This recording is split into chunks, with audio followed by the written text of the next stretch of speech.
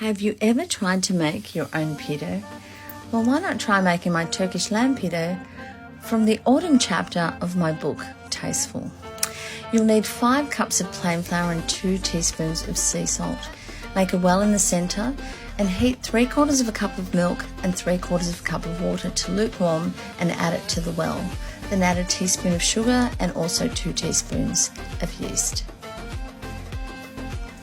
Mix in the yeast a little,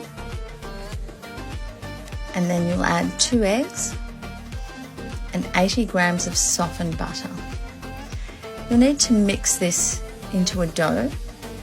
I like to use my hand, but you can quite easily do it in a stand mixer with a dough hook. If doing it by hand, then just mix it together till it comes together in the bowl, and then turn it out onto a board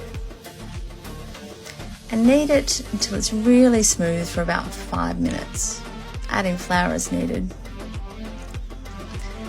The dough should be so smooth and elastic that when you press it, it should spring back.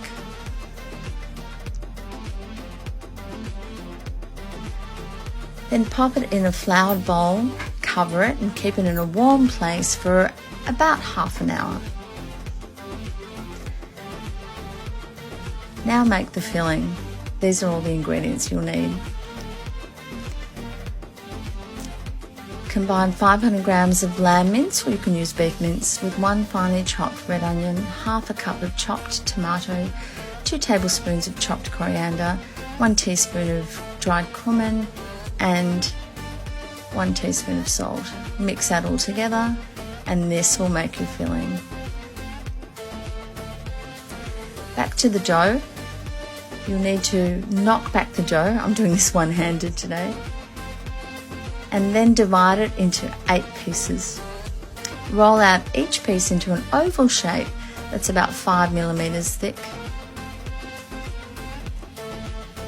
Then top it with the filling, allowing a border. Fold in the edges and twist the ends to form a boat shape.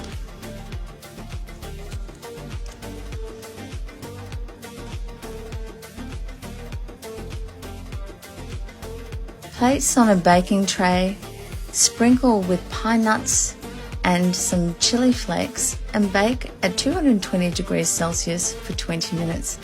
I like to finish it with chopped tomato and some marinated feta, or you can use yogurt, and some coriander leaves. My Turkish lamb pide. Delicious.